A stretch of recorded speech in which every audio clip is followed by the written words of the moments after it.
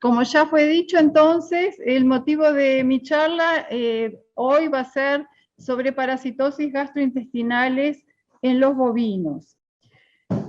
Los parásitos internos a los que me voy a referir son los conocidos como los gusanos redondos y en general son invisibles al ojo, pero causan muchos daños, salvo algunos como el que ven acá en esta foto, que es el Hemoncus, que se aloja en el estómago y en el abomazo, y cuando hay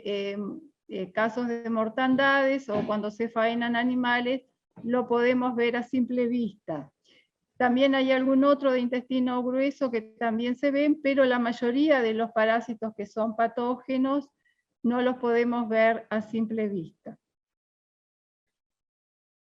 También existen otros parásitos internos a los cuales no van a ser motivo de esta charla, pero solamente mencionarlos, que también en bovinos están parásitos que es los llamados pulmonares, que son de aparición esporádica, poco frecuente, pero cuando se presentan pueden causar enfermedad con problemas respiratorios y también pueden llegar a causar mortandades. Estos parásitos, como dice acá, son infrecuentes porque ellos son susceptibles a las mayorías de las drogas que se aplican para gastrointestinales y por ahora no se han reportado casos de, por lo menos acá en el país, de resistencia a las drogas químicas. Por otro lado también están las teñas, que estas están en intestino, se ven en las heces también, y sobre todo aparecen en animales jóvenes, en los terneros, pero en general, a pesar de que son bastante grandes, impresionan, no causan problemas de pérdidas productivas, y cuando los animales, los terneros en general mudan de diente, ellas desaparecen. Y por último tenemos otros parásitos que son importantes, como el SAWAIP o la fasciola hepática, y otro parásito que es el Paramphystomum, que se aloja en rumen e intestino y a veces causa diarreas y enfermedades clínicas, pero tampoco va a ser motivo de esta presentación. Bueno, entonces en lo que refiere a los parásitos gastrointestinales, en esta transparencia lo que les voy a mostrar, o para recordar un poco el ciclo de los parásitos, ellos tienen un ciclo directo, quiere decir que no necesitan de ningún huésped intermediario, pero tienen una fase externa en las pasturas y otra fase interna en el animal. Entonces este ciclo que comienza con los huevos que ponen los parásitos adultos que están en el animal, esos huevos se depositan en el suelo, en la pastura, en las materias fecales, y cuando se dan las condiciones climáticas adecuadas, ellos comienzan su ciclo de desarrollo, que primero se transforman en larva 1, luego en larva 2, y finalmente la larva 3, que es la larva que es la que infesta al animal, se llama larva infestante o de estadio 3, y esa larva tiene la capacidad de migrar, tanto se mueve, se desplaza horizontalmente como verticalmente en los pastos, y ahí el animal, cuando está pastoreando, ingiere las larvas que continúan su ciclo.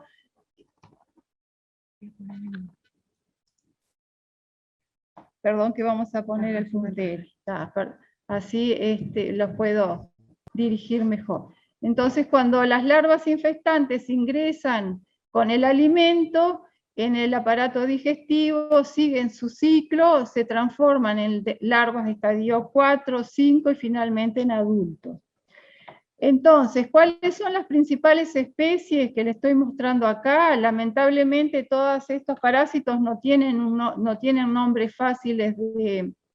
de aprender, son todos, no tienen nombre común, como algunas del ovino, pero la mayoría están alojadas en el estómago, en el cuajo, que son la Ostertagia ostertagi, también Hemoncus placei, que es el específico del vacuno, o el Hemoncus contortus, que está en ovino, que también infesta al vacuno,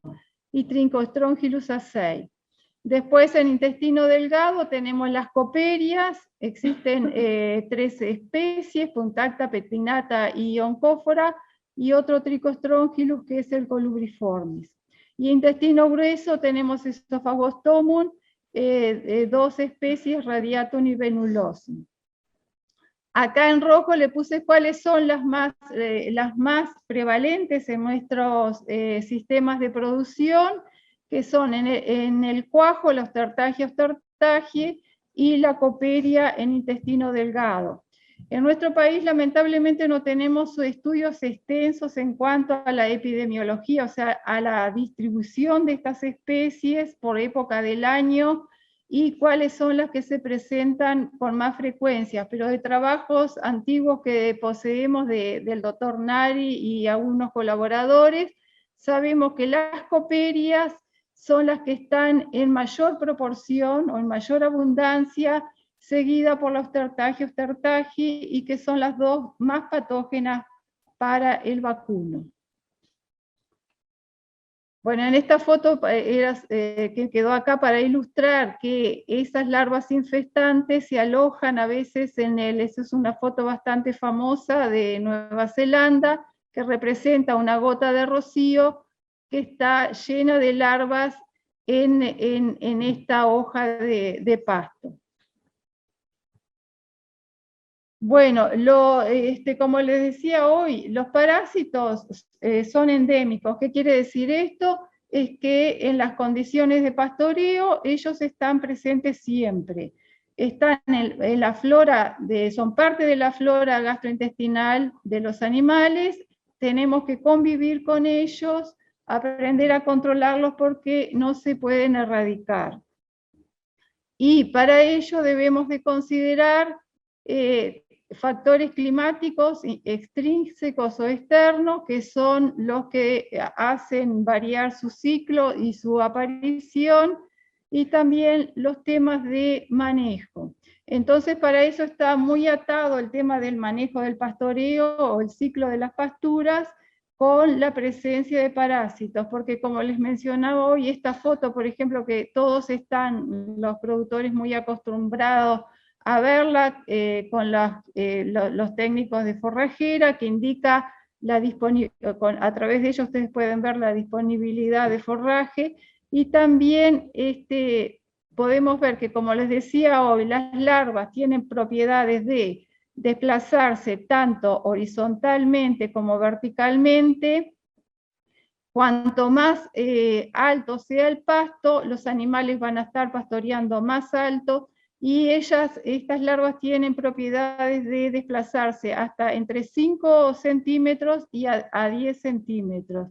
Y si nosotros tenemos pasturas muy bajas, los animales, como en este caso, van a estar cosechando muchas larvas con el alimento. Otra cosa que debemos considerar, por ejemplo, son como vemos acá, los pastoreos rotativos, que se usan mucho para el manejo de la pastura, pero también se pueden aprovechar para realizar un manejo en el control de los parásitos, y dependiendo del tiempo, eso va a estar dependiendo mucho del tiempo de las rotaciones, en que nosotros podamos tener los potreros también limpios de parásitos, porque en general ellos tienen una duración bastante larga y rotaciones muy cortas no nos van a ser efectivas para hacer limpieza de parásitos. Por lo tanto, es muy importante el manejo que se hace de los potreros, teniendo en cuenta la nutrición, pero también el manejo parasitario.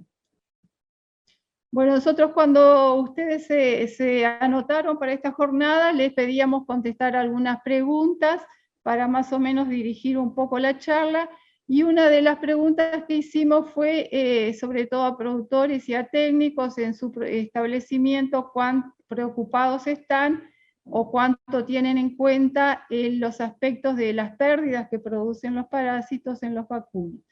Y los resultados acá les estoy mostrando de las respuestas. Entonces vemos que en la mayoría respondió entre estar algo preocupado y moderadamente preocupado. Un porcentaje de alrededor de un 20% no los tiene presente o no les preocupan los parásitos, y 4% muy preocupados. Esto nos indica que los parásitos son conocidos y que en algunos sistemas de producción, algunos productores están preocupados porque ellos puedan producir pérdidas. Entonces, para ello tenemos que tener en cuenta, como les decía hoy, en la cría vacuna, en pastoreo, nosotros vamos siempre a tener un desafío constante de ingestión de larvas infestantes, y las prácticas de manejo que se realicen van a favorecer esa transmisión, como por ejemplo, ya les mencioné hoy, los pastoreos rotativos en general son más favorables para favorecer un control que los pastoreos continuos, y sobre todo cuando animales están pastoreando a muy baja altura, como en este caso. Y situaciones que debemos de evitar o serían deseables de evitar es el que se muestra en esta foto de la izquierda abajo, donde vemos un ternero con la madre, donde los dos, además de estar manifestando signos de mala nutrición, están expuestos a estar pastoreando cerca de las materias fecales, donde generalmente acá es donde hay un alto desafío de larvas de parásitos. Por el contrario, en los sistemas de producción intensivos o semi-intensivos, en este caso no vamos a tener reinfestaciones, los animales van a entrar, pero en este caso ellos van a llevar los parásitos en el tracto digestivo, porque hay una forma de sobrevivencia que se llama la hipobiosis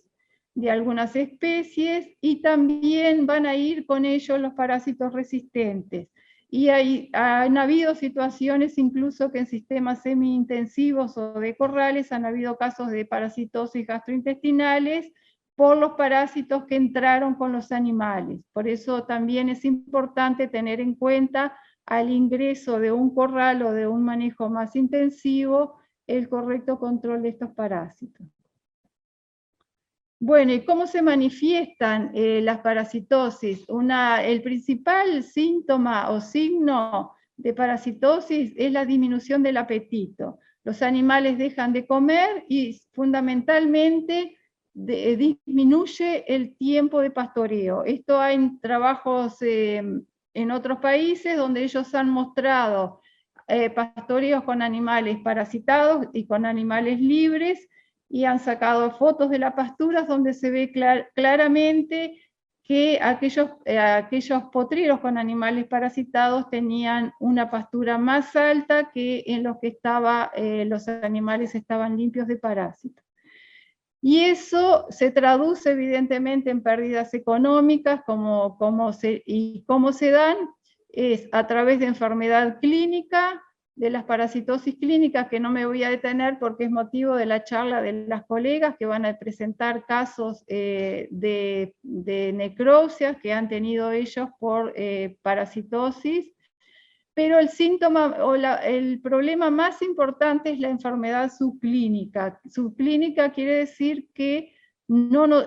notamos que los animales están teniendo problemas de parásitos, porque además esto se puede confundir con mala nutrición o con otros problemas de manejo, pero la principal manifestación es la pérdida del peso vivo,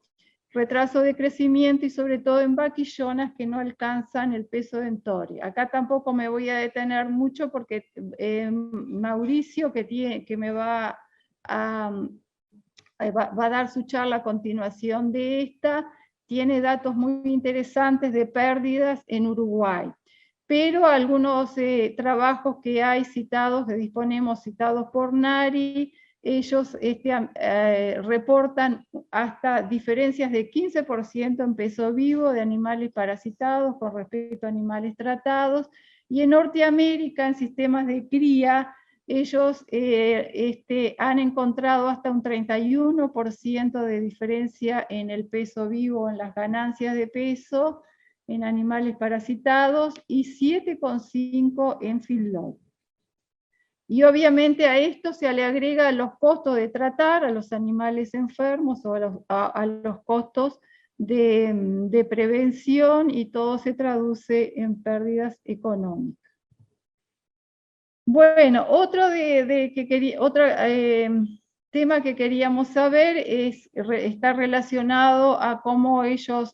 parásitos se diagnostican, y la otra pregunta que habíamos hecho era con qué frecuencia se realiza conteo de huevos de parásitos en materias fecales del rodeo. Y acá posiblemente fue una equivocación mía de poner solamente recuento de huevos y no haber mencionado HPG, recuentos de huevo o HPG, porque como ven acá en las respuestas hubo como un 17% que dijo que no sabe lo que es el recuento de huevos. Tal vez si hubiese puesto HPG, que es la sigla que quiere decir huevos por gramo, la respuesta hubiese sido diferente. Pero bueno, acá ustedes, como les muestro en el análisis de las respuestas, hay 42% que realiza el recuento de huevo o HPG una vez al año, un 25% cada 6 meses y un 14% que realiza los análisis en forma mensual.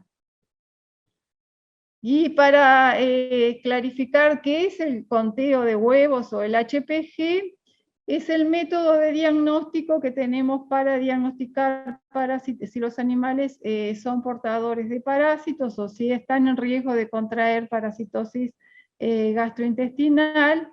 en el animal vivo. Entonces, para eso pues, se parte de una muestra de materia fecal que puede ser extraída directamente del animal, del recto de los bovinos, o se puede sacar también del campo cuando los animales van caminando, se toma la parte de arriba sin contaminarse con la tierra, y eso se envía al laboratorio. Ahí, mediante un proceso en el laboratorio, se terminan contando estos huevos, que en general no se diferencian entre sí los huevos de las diferentes especies, hay solamente uno que es el Nematodirus, pero en general no podemos diferenciar qué parásito es, solamente la cantidad de huevos que tenemos en las materias fecales. La idea era, como les decía, tenemos un grupo de 20 animales que fueron muestreados en 2 momentos, el HPG1 en barras azules y el 2 en las amarillas. Entonces tenemos en el eje acá del costado los números de huevos por gramo, y cada animal es una de las barras. Entonces la idea de esto es mostrarle que en una población existe una gran variación en el número de huevos de parásitos en un mismo momento, y cómo varían a lo largo del tiempo. Entonces, si ustedes tienen en cuenta, por ejemplo, el HPG1, que tenemos animales con muy poco número de huevos de parásitos o con 0, y algunos que tienen hasta 600 o más de 600, y acá tenemos el promedio de este grupo, sería 127. Entonces, ¿qué quiere decir esto? En la línea verde, lo que les estoy mostrando en la línea verde es un tema muy, muy discutido y muy preguntado, y seguramente alguno puede preguntar, ¿cuál es el límite cuando nosotros recibimos el resultado del laboratorio para saber si tengo que realizar un tratamiento o si los animales están en riesgo de tener parasitosis clínica? Esto es un tema que no es exacto y es muy controversial, pero en general en los vacunos, porque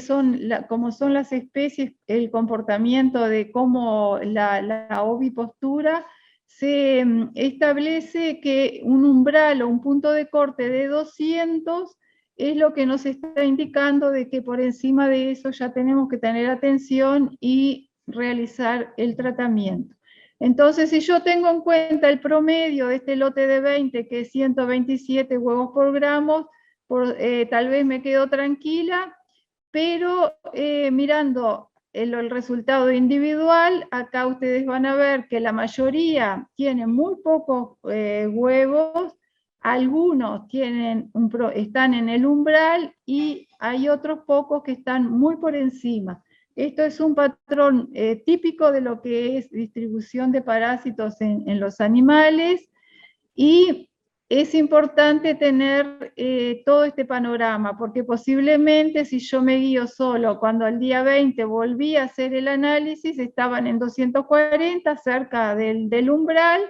pero acá ya tengo animales que tienen 1000 huevos, y esto es muy riesgoso para un vacuno. Entonces, es importante a veces ver el resultado de toda la muestra y no solo del promedio. Otra cosa a tener en cuenta, o la pregunta que se hace frecuentemente, es cuántas muestras necesito para hacer el diagnóstico, y como todo también depende del tamaño del rodeo, que va en general, si es chico, entre 10, y si es más grande, 20 muestras, y a veces se habla de un 10%. Pero 20 muestras es un número razonable. El costo obviamente puede ser un problema, pero en ese caso también se pueden hacer pools de muestras, por ejemplo, cada 5 animales sacar 5 de 5 animales y hacer un pool, o sacar las muestras individuales y pedirle al laboratorio que haga un pool. ¿Cuál es el propósito de hacer el HPG o los conteos de huevo? Sobre todo para realizar el tratamiento, saber si tenemos parásitos, si tenemos que tratar, y para ello saber que para bovinos disponemos de 3 principios activos de drogas, que son los benzimidazoles, los levamisoles y las lactonas macrocíclicas. En ovinos normalmente tenemos más principios activos, pero en bovinos son solo 3. A veces hay muchas más marcas comerciales de un mismo producto. Y también tenemos que tener en cuenta, para realizar una correcta dosis, o sea, siempre tratar de considerar el peso. Podemos hacer, como las drogas son bastante seguras, los benzimidazoles y las lactonas, dosificar por el más pesado. Caso de levamisoles tenemos que ser más cuidadosos, y si los lotes son desparejos, formar lotes de animales pesados y más livianos y estimar el peso. Y también tener en cuenta el momento correcto para realizar los tratamientos. Bueno, otra de las preguntas que nosotros realizamos es qué tan preocupados están de que esos parásitos se vuelvan resistentes a las drogas que se usan para su control. Y las respuestas acá mayoritariamente fueron que están entre algo preocupados y muy preocupados. El 44% de los participantes han dicho de estar muy preocupados por la resistencia a las drogas antihelmínticas. Esto quiere decir que o ya han tenido el problema o saben del problema, sobre todo por los ovinos, pero en vacunos también es algo que se debe de tener presente. Como les había mencionado antes, para el tratamiento de los parásitos tenemos 3 grupos químicos, que son las lactonas macrocíclicas, con varios grupos: las ivermectinas, abamectinas, doramectina, moxidetina y prinometina, y ellas tienen las propiedades de que se usan tanto para control de parásitos internos, como los que estamos hablando hoy, y los externos, como la garrapata. Y los benzimidazoles y levamisoles, que son usados solamente para parásitos internos. Y acá en nuestro país, el primer informe de resistencia a estas drogas fue realizada en el año 2004 por el doctor Salle, y se dio por el género Coperia, que son las que les mostré hoy, para este parásito que es bastante patógeno y está en el intestino de los animales, y fue a las drogas, a las ivermectinas. Posteriormente se cuenta con un número importante de trabajos, tanto de facultades veterinarias como de laboratorios privados, que han realizado y están haciendo diagnóstico de resistencia. Y últimamente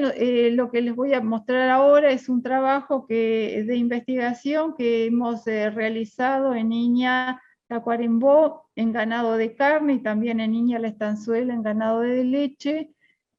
pero lo que les voy a mostrar hoy va a ser solamente lo de ganados de carne. En el mapa está la distribución de los establecimientos que participaron del trabajo. Posiblemente muchos de los que nos están escuchando fueron colaboradores. En azul y en amarillo son los establecimientos de carne. Los amarillos significa que fueron los lugares donde pudimos hacer un trabajo muy, muy bien a fondo, donde las muestras se enviaron para secuenciar, para saber cuál era el parásito que estaba siendo resistente, y esto fue gracias a la colaboración de un investigador de la Universidad de Calgary. Y aquí en esta gráfica, que parece bastante complicada, lo que les muestro son cuáles fueron los parásitos que estaban presentes en esos 12, una caracterización en 12 establecimientos. Acá tenemos cada barra, significa un establecimiento, y los colores son los diferentes parásitos, o sea, con el género y la especie que estaba presente en ese momento. Entonces acá viendo en cada barra existen diferentes colores y el porcentaje de que ese parásito estaba presente en esa población de parásitos. Entonces, lo que a modo grosero podemos ver que el celeste, el turquesa, que es el que más apareció, es la Coppelia punctata, y esta es una especie que es bastante patógena para el bovino y es la que produce esas pérdidas de peso que le mencionaba. También después le sigue en importancia en amarillo la Ostartagia, que es un parásito de cuajo, que produce también a veces sintomatología clínica y puede producir bastante pérdidas económicas. Y después la amplia gama de parásitos como el Lemoncus placei, los Trichostrongylus, están todos presentes en estos establecimientos ganaderos. Con respecto a la situación de la resistencia a las drogas, en 37 establecimientos que fueron estudiados, ahora les voy a contar qué fue lo que se encontró. Con respecto a las ivermectinas, de 37 establecimientos, el 100% presentó parásitos resistentes, o sea, se encontró resistencia a ivermectina en los 37 previos. En esta gráfica lo que les muestro es la eficacia con que la ivermectina estaba actuando en cada uno de los 37 lugares. Aquí tenemos en porcentaje, y la línea punteada roja indica el punto de corte donde una droga es considerada eficaz, que tiene que ser de 95% para arriba. Entonces, como ven acá claramente, en todos los lugares la eficacia está muy comprometida, en la mayoría, en muchos es muy baja, y en algunos como máximo es eficaz en controlar aproximadamente, por decirlo de alguna forma grosera, un 80% de la población de parásitos que tiene el animal. Esto es con respecto a todas las especies parasitarias. La otra droga estudiada fue el ricobendazol, que es una formulación, es un benzimidazol formulado para ser aplicado en forma inyectable. Y acá los establecimientos que presentaron resistencia de los 37 fueron 10, o sea, un 27%, y la gráfica donde muestra la eficacia individual en cada establecimiento con que la droga está actuando, acá vemos de que, a pesar de que es los lugares donde hay resistencia, la droga todavía está actuando en porcentajes por encima de un 70%. Es un panorama un poco diferente a lo que es la ivermectina.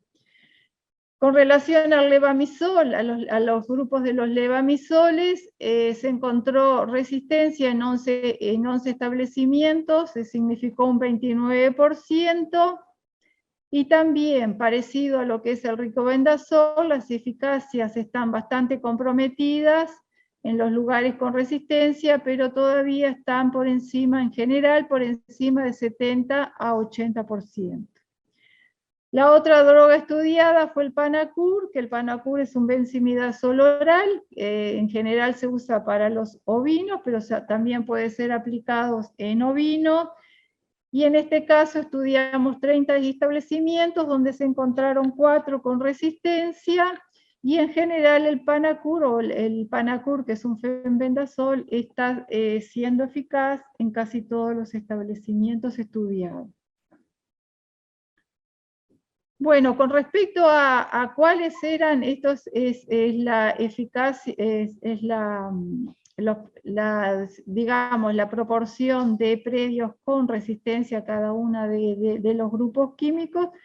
¿Cuáles eran los parásitos resistentes? Es lo que les estoy mostrando en esta gráfica, similar a la primera, pero en este caso es post-tratamiento. También, y en este caso les presento un resumen del promedio de todos los establecimientos, de 2 establecimientos, por droga química. Entonces acá tenemos la distribución de las especies que se presentaban en los grupos controles y para cada tratamiento. Entonces ustedes ven acá que para ricobendazol, el parásito que mayoritariamente se encontró como resistente fue la Coperia punctata, que es ese parásito que le decía que causa muchas pérdidas productivas. Y también seguido por la Ostertagia y también por el Hemoncus y otros parásitos. Para los levamisoles, en forma casi igual, la resistencia está dada por la Coperia punctata y por la Ostertagia ostertagi, fenbendazol también Coperia, y la ivermectina es mayoritariamente Coperia, las Coperias que están siendo resistentes, pero también la Ostertagia, que es el gusano que está en el cuajo. Bueno, como consideraciones finales, es decirles que obviamente los parásitos gastrointestinales no pueden ser ignorados durante los periodos de cría y recría en los bovinos, sobre todo durante aquellos periodos de escasez forrajera y donde la nutrición está muy relacionada con la inmunidad y con la tolerancia que los animales naturalmente pueden desarrollar a los parásitos, y también por los hábitos de pastoreo, que están pastoreando a alturas muy bajas y cosechan a la vez las larvas de parásitos. Las condiciones ambientales también deben de ser tenidas en cuenta. En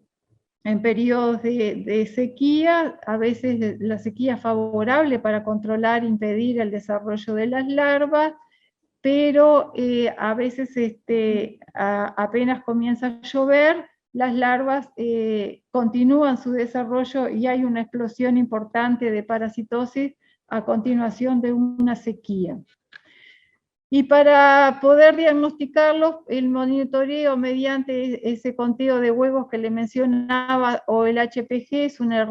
herramienta muy valiosa y por ahora casi la única, porque no contamos con métodos subjetivos en los vacunos. Está así el peso, que se va a hablar ahora.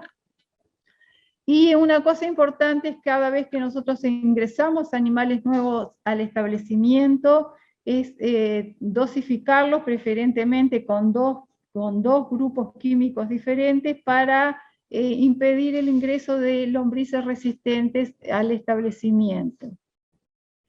Y también evaluar la eficacia de las drogas, puesto que la resistencia, como les conté hoy, está presente en los rodeos de cría, y tenemos que tener en cuenta que a veces estamos aplicando un tratamiento con una droga que no es eficaz porque las lombrices son resistentes. Bueno, muchas gracias por la atención, y si hay preguntas las vamos a responder a continuación de la charla de Mauricio, porque es un tema que está muy relacionado.